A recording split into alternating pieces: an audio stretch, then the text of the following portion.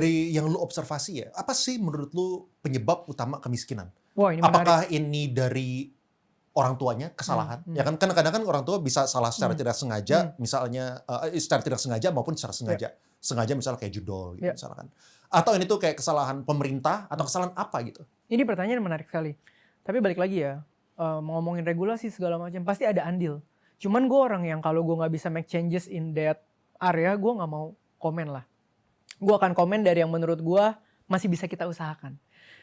Manusia ini menurut gue, mau ngomongin orang susah, menengah, orang kaya sekalipun, itu diciptakan Tuhan itu by default, sistemnya tuh 4 menurut gue. Sebagai manusia ya, sistemnya tuh 4. Yang pertama adalah apa yang masuk ke dalam otak lu. Itu yang akan ngebentuk mindset lu. Nah sebenarnya pertanyaan lu tadi, ini udah terangkum di sini nih. Contoh di poin 1 ya, mindset. Mungkin ketika Leon hidup bersama papa mama Leon 20 tahun, dengan Leon hidup bersama mamanya Theo 20 tahun, diketemuin akan jadi produk yang sangat berbeda. Karena apa yang masuk ke dalam sini selama 20 tahun, makanya lu sering dengar kan, anak adalah produk dari orang tua. Karena semua yang mereka tanamkan di sini, dari mereka bisa filter ataupun sebelum mereka bisa filter, itu mereka nggak bisa pilih. Itu akan masuk. Ya, itu akan masuk tuh di sini. Mindset ini akan melahirkan tindakan. Kalau kita ngomongin ini berarti tindakan dalam apa? Finansial. Setiap keputusan kita dalam keuangan akan terpengaruh dari mindset tadi. Nah, tindakan finansial itu dilakukan itu terus-menerus loh. Sehari aja lu bisa mutusin tindakan finansial beberapa kali. Bayangin kalau ini salah dan jadi habit. Habit ini dibangun bukan cuma bulanan, tahunan, puluhan tahun, even sampai lo mati belum tentu lu sadar itu habit keuangan yang salah.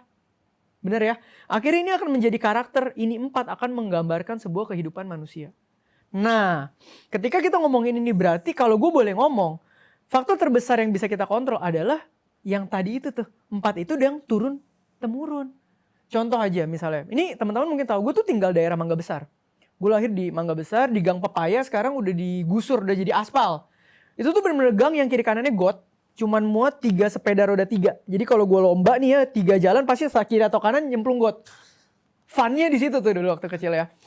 Gue tinggal di gang yang masih ada orang pipis di got. Jadi masih kecil lu jalan nih, lu bisa lihat tetangga lu pipis. Itu which is gak mungkin terjadi di Pik atau Puri menurut gue. Atau Pluit misalnya, gak mungkin gitu. Nah itu adalah backgroundnya gue. Nah, apakah orang tua gue yang melahirkan gue dan bahkan orang tua atasnya lagi yang melahirkan nyokap gue ngerasa ada yang salah? Belum tentu loh, Le. Dan mungkin gue juga kalau tidak terpapar literasi finansial, gue sekarang merasa gak ada yang salah dari menggadaikan barang, berhutang, gak bisa bayar,